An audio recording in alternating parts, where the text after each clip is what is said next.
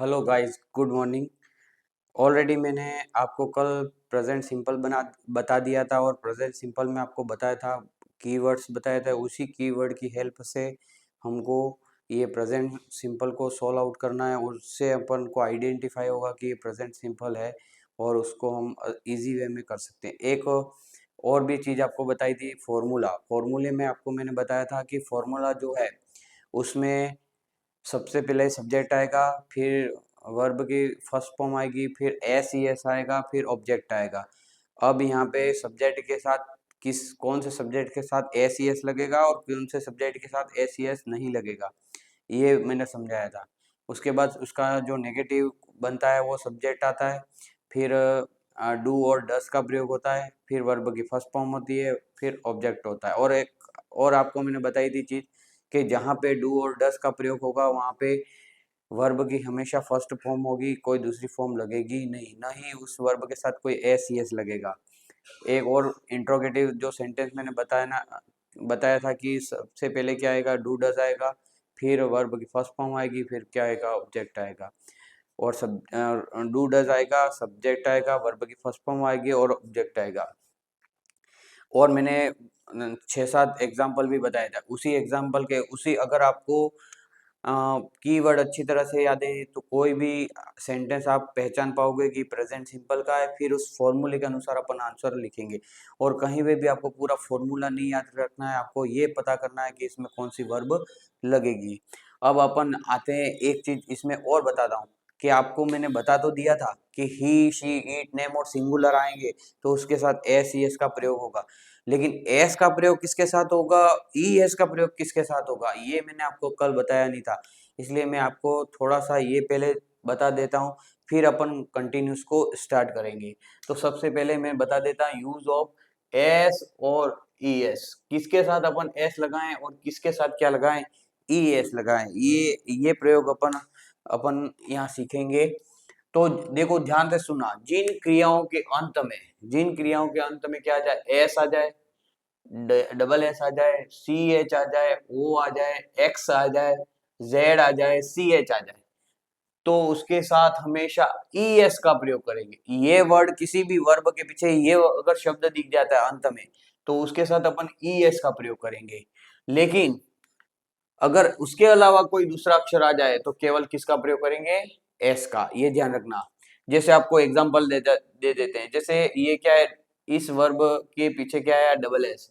जैसे मैंने क्या बताया, A double S C H O X Z S H, तो इसके पीछे डबल एस आया तो अपन ने ई एस का प्रयोग किया। क्या किया, ई एस का। तो पास का क्या बन जाएगा, पासेज। जैसे अपन को कोई भी एग्जाम्पल, जैसे अभी पहले समझा देता हूँ फिर एग्जाम्पल बता। जैसे टीच, तो पीछे क्या आया, सी एच आया। मैंने क्या कहा, सी एच आया मतलब उसमें वर्ब के साथ किसका प्रयोग करेंगे, ई एस का प्रयोग करेंगे। और इन शब्दों के अलावा अगर कोई दूसरी चीज आती है तो वहां पे क्या करेंगे, केवल एस का ही प्रयोग करेंगे। जैसे क्रॉस है, तो क्रॉस में पीछे क्या आ रहा है, डबल एस है, तो C R O double S E S. ठीक है। अगर ये फिक्स आया, पीछे क्या आया, एक्स आया, एक्स के आगे अपन ई एस का प्रयोग, तो फिक्सेस हो गया। वॉश आया, पीछे क्या आया, एसेज आया। ठीक है। ये एसेज आएगा तो भी अपन वर्ब के पीछे क्या लगाएंगे, ई एस। तो वॉश आया तो वॉशेस क्यों बनाते हैं, ई एस ही क्यों लगाते हैं, तो उसका कारण ये अगर शब्द आ गए तो उसके पीछे ई एस लगाना है। जैसे यहाँ पे ओ आया, ओ के पीछे तो गो का क्या हो जाएगा, गोस। जैसे मैंने कल एक सेंटेंस बताया था कि जैसे राम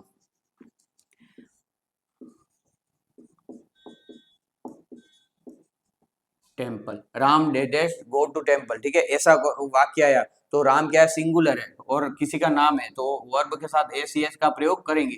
तब वर्ब के साथ एस का प्रयोग करेंगे कि ई एस का, तो ओ आया इसलिए यहाँ पे क्या हो जाएगा, गोस। क्या हो जाएगा, गोस। तो क्या आंसर बन जाएगा, राम गोस टू टेम्पल। अब जैसे यहाँ बस आया तो पीछे जेड आया तो ई एस का प्रयोग करेंगे, बुश आया, एस एच आया तो ई एस का प्रयोग करेंगे। तो कहाँ किसके साथ ई एस का प्रयोग करेंगे और इसके अलावा अगर कोई दूसरा वर्ड आ जाता है, ठीक है, तो दूसरे वर्ड में एस का प्रयोग करेंगे। एक और इसमें नियम है, जिन क्रियाओं के अंत में अगर वाय आया हो, ठीक है, जिन क्रियाओं जिसमें इसमें अंत में एस आया था, उसी प्रकार किसी क्रिया के अंत में क्या आया हो, वाय आया हो, और वाई से पहले यदि क्या आ जाए, कोई वोवेल्स आ जाए, ठीक है। वोवेल कौन कौन से होते हैं आपको भी पता होगा। वोवेल्स कौन कौन से होते हैं, ए ई आई ओ यू, यहाँ पे मैंने लिखे हैं, ठीक है। यानी किसी भी वर्ब के अंत में क्या आ जाए, वाई आ जाए, और वाई से पहले क्या आ जाए, कोई वोवेल आ जाए, तो वहां पे एस का प्रयोग करेंगे। किसका प्रयोग करेंगे, एस का। लेकिन अगर उस वाई से पहले क्या आ जाए, कॉन्सोनेंट आ जाए। कॉन्सोनेंट यानी वोवेल तो 5 पूरे 26 अक्षर होते हैं, और 26 अक्षरों में वोवेल 5 है, तो बचे हुए कितने अक्षर, 21 अक्षर। तो बाकी जो 21 अक्षर आ गए, तो वहां पे उसके साथ क्या करेंगे, तो वाई को हटाकर क्या कर देंगे, आई एस कर देंगे। वहां पे ईएस नहीं लगाएंगे, ये ध्यान रखना। अगर क्या है, फिर से सुन लेना, जिन क्रियाओं के अंतर में वाई आए और वाई से पहले क्या है, ए ई आई ओ यू वोवेल आए, तो अपन वहां पे एस का प्रयोग करेंगे। लेकिन अगर वाई से पहले कॉन्सोनेंट आ जाए, तो वाई को ही हटा देंगे। क्या करेंगे, वाई को ही हटा देंगे और क्या लगा देंगे, आई एस। तो अपन एक एग्जांपल देखते हैं। जैसे यहाँ पे क्या है, क्राई, ठीक है। क्राई में लास्ट में क्या है, ये वाई है, और वाई से पहले क्या है, कॉन्सोनेंट है। वाई से पहले क्या है, कॉन्सोनेंट। तो मैंने क्या लिखा, वाई से पहले अगर कॉन्सोनेंट आएंगे तो क्या करेंगे, वाई को हटा देंगे और क्या करेंगे, आई है। तो अपन ने ये वाई को हटा दिया और क्राई का क्या बन गया, क्राइज। अब बी यू वाई बाय आया, ठीक है। लास्ट में क्या आया, वाई आया, और वाई से पहले क्या है, यू है। यू क्या है, वोवेल है। वोवेल आया तो क्या करेंगे, केवल एस लगाएंगे। इसलिए अपन बाय के साथ क्या लगाए, बी यू वाई एस, बायस। अब यहाँ पे क्या है, फ्राई। फ्राई में लास्ट अक्षर क्या है, वाई है। वाई से पहले क्या है, आर है। तो आर क्या है, कॉन्सोनेंट है, तो अपन को वाई को हटा के क्या कर दिया, आई एस। फ्लाई है तो फ्लाइज हो गया, क्राई है तो क्राइज हो गया, ट्राई है तो ट्राइज हो गया, प्ले है तो देखो, प्ले है उसके पहले वोवेल है, वोवेल है तो हम केवल क्या लगाएंगे, एस। तो यहाँ पे क्या हो गया, प्लेज। वरी है तो वरीज हो गया, ड्राई है तो ड्राइज हो गया। तो इस टाइप से अपन, ये कल मैंने ये भूल गया था, तो उसका मैंने आपको ये समझा दिया। लेकिन एक चीज आपको मैंने कहा है कि आप वीडियो अगर आपने सब्सक्राइब तो कर लिया है, लेकिन इसको ज्यादा से ज्यादा शेयर करो, ज्यादा से ज्यादा लोग देखेंगे, और उसको, मेरे को क्या मिलेगा उससे, मोटिवेशन।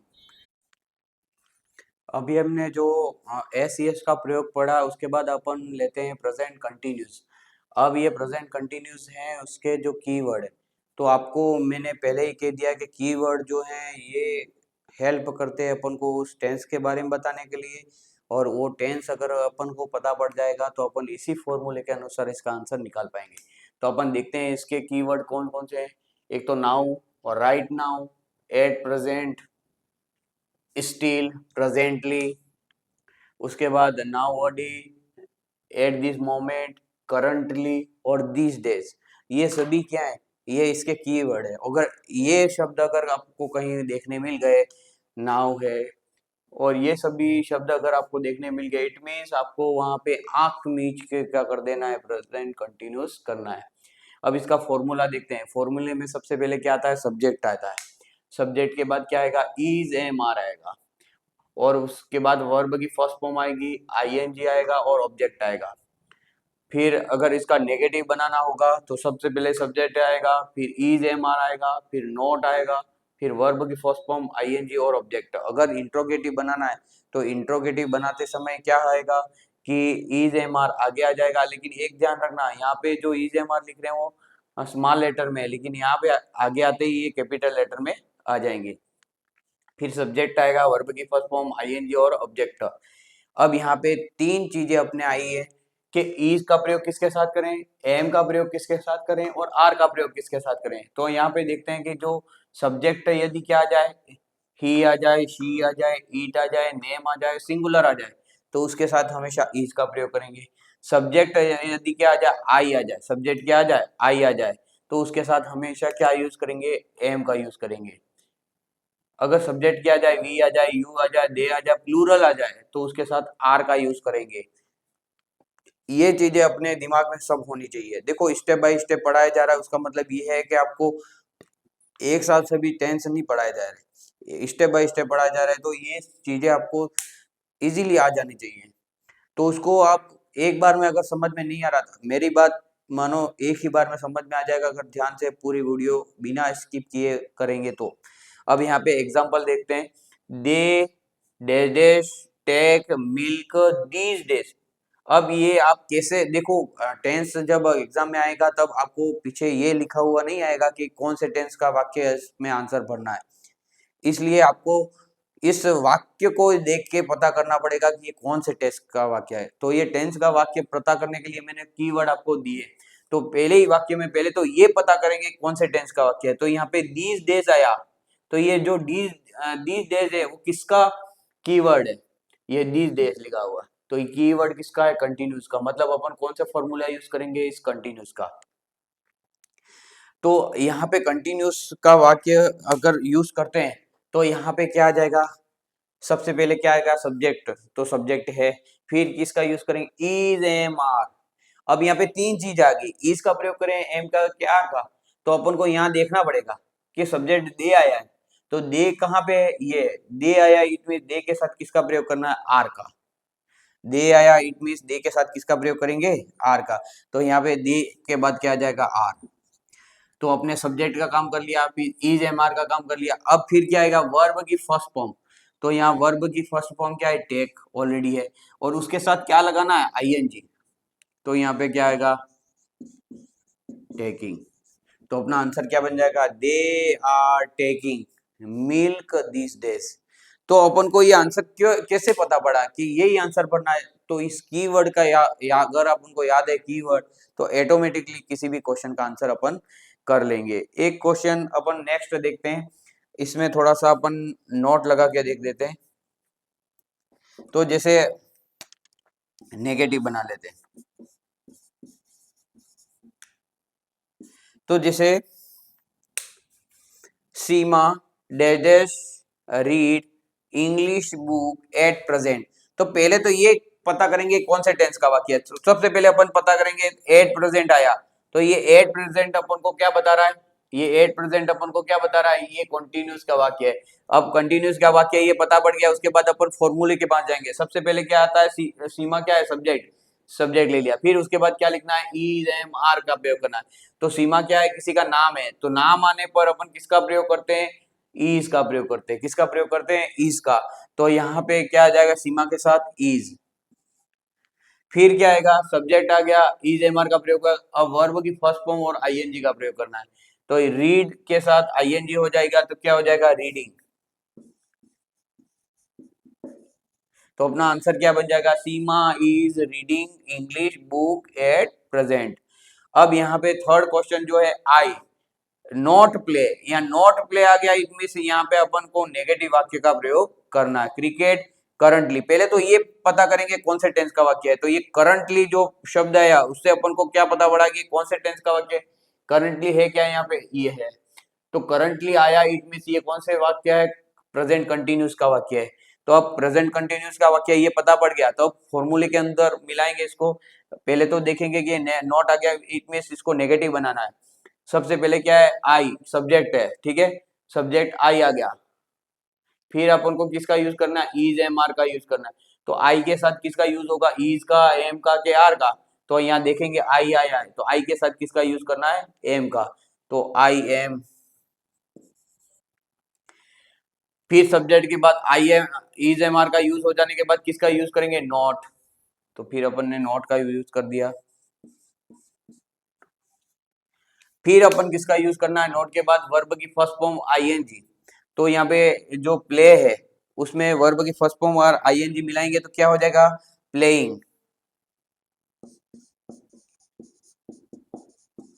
तो अपना आंसर क्या बन जाएगा, I am not playing cricket currently.